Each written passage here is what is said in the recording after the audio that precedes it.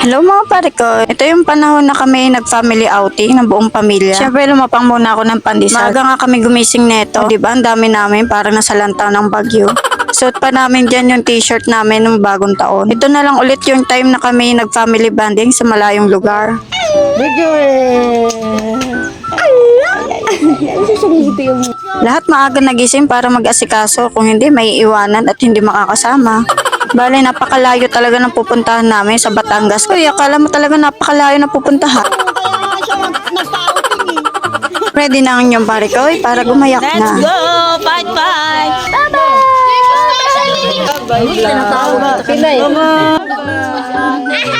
Bali, L300 lang yung sanakyan namin dito. Eh, Bogi ah! Tama na! Tama na! At naglolokohan na nga kami dito dahil ito naman si Ate Marisa hindi na nga makaalis dito kay Yuki. Ang iba pala ay convoy na itong L300, may magmumotor. Bali medyo maluwag pa naman kami dito sa L300 ni Kuya Mike. Sabi ko hi sila dito sa video ko. At syempre pe-flex ko rin ang aming mga pagmumukha dito. Syempre, And nandito na nga kami sa part ng Tagaytay. Stopover nga muna kami dito dahil ayun na nga no. Haroy Rudy, may nagsusuka na nga dito sa isa sa mga pamangkin ko. Dahil masikip sa loob, tinanggalan namin ng hangin tong salbabida. At ito nga pala yung mga convoy nating nakamoto. Hindi na, kaya pa? Suka nyo na yung mga dapat nyo suka. Bien! Asan na yung plastic mo? Itinapon nyo na? Hingi ka na lang ulit. Magsalitan kayo kasi sumasayaw yung sa... Hinahanap ko kasi yung plastic na pinagsusukaan nila. At sabi nga ni Kuya Mike, magsabi lang kapag nasusuka na. Sakto naman, ang ganda ng view ng pinag-stop overan namin dito. Kitang-kita ba naman ang Taal Volcano? Napakagandang ambience. Uy! Kaso mausok-usok ang Taal Volcano, baka naman pumutok to, be. Uy!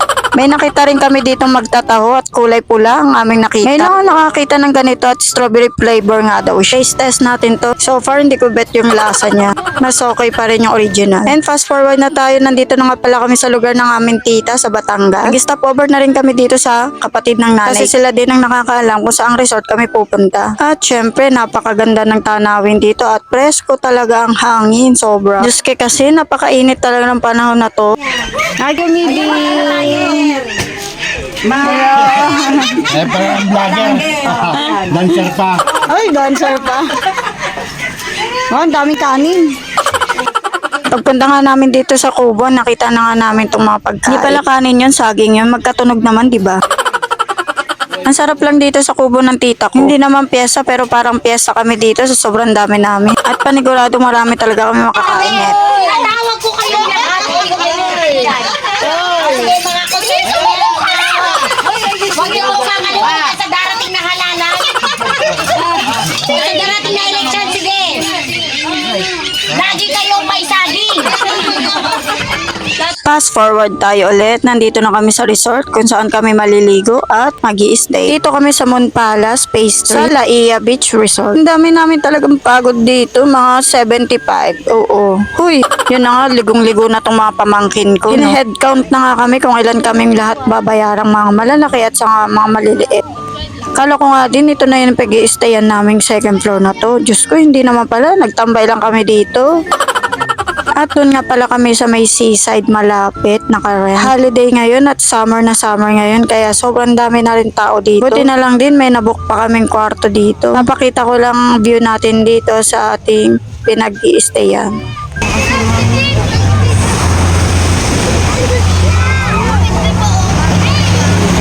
Medyo malayo pa ang tubig dito dahil low tide nga, no? Dahil umaga pa.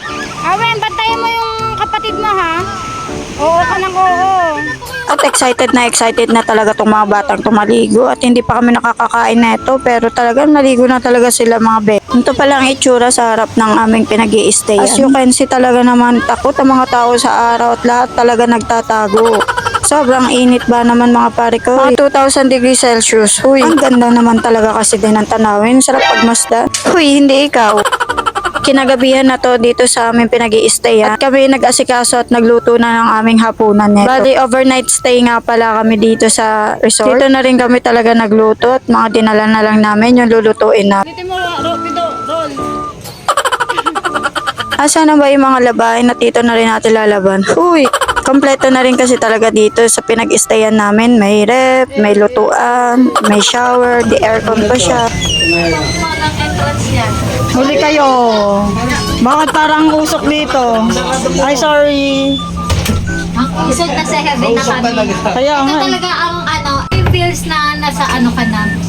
Heaven. Ang tagal mo sabihin ng heaven, ha? Nag-aalam kasi ako kung hell o heaven. Pumasok na kasi yung usok galing doon sa pag-iihaw. Ang uso? Ano? Nagagalit. Uy, nagagalit yan.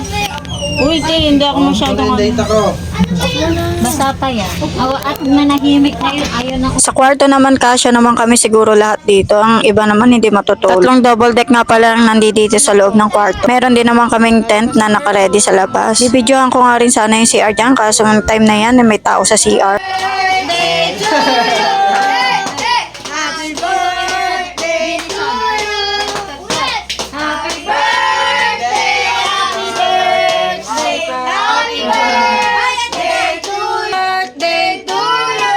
Yun o. Blow the candle. Wish before you blow. At nag-celebrate na nga rin kami ng birthday ng boyfriend ng kapatid ko na si Jocelyn. Lafangan time! And fast forward tayo ngayong madaling araw. Yes, madaling araw na po kami nakaligo ulit dahil alas 10 pa lang ay bawal na maligo sa dagat. Dahil sa kagustuhan ko rin makita ang sunrise. Maaga ako nagising mga pare ko. Madilim-dilim pa nga talaga ang mga oras na ito. At wala ka pa talaga maaaninag kahit ano. Dahil wala ring ilaw dito sa harap ng beach. Pero kita mo naman talaga agad ang sunrise dito. Mga 5:30 na to mga pare ko. Uy mga pare ko, pansin nyo ba? Ang ganda ko sa umaga. Uy. Yung dagat lang talaga ang binibidyohan be, hindi ikaw, ha? Ang peaceful talaga ng sunrise pag gantong napakaganda ng umaga. At napakakalmado ng karagatan. Background music, pasok.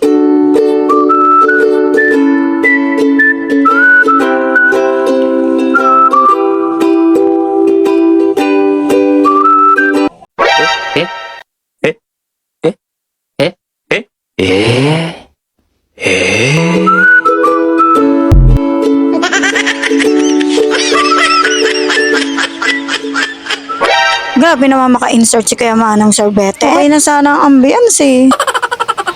At nagsanuran na nga ang iba at nag-ready na rin maligo. Gusto nyo, bossy. Okay, 1, 2, 3.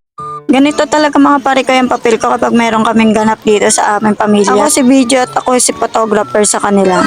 Sinabi ko rin naman talaga yan sa kanila na mas maganda talaga may remembrance kami pag may mga ganitong kaganapan sa pamilya. At saka kapag nagkatagalan itong mga video na to mapapanood nila hanggang sa tumanda sila. Ganito pala ang mga itsura namin nung kami may bata-bata pa ano. Kaya kapag nanonood sila ng mga YouTube, TikTok o Facebook, at least may nakikita sila ng mga video nila. Yung mga ate ko nagising na nga rin sila ng mga oras na ito. Mas maganda kasi talaga mag-swimming ng dagat sa madaling araw pala. Maglaro daw kami ng volleyball. Wait lang. Oh, picture kayo, Ate Wilma. Ate Wilma, picture kayo. Game, lapit kayo, lapit. Ate, lapit. At nagsipag-ahunan na nga rin kami ng mga bandang tanghali. And as usual, nagutom ang mga person nyo. Nakakagutom talaga kapag nagsiswimming. Kahit di ka kamo marunong lumangoy, nakakapagod pa rin, no? At yun lang mga pare ko. For the ready to go na nga kami para umuwi. Bye-bye! Salamat sa panonood!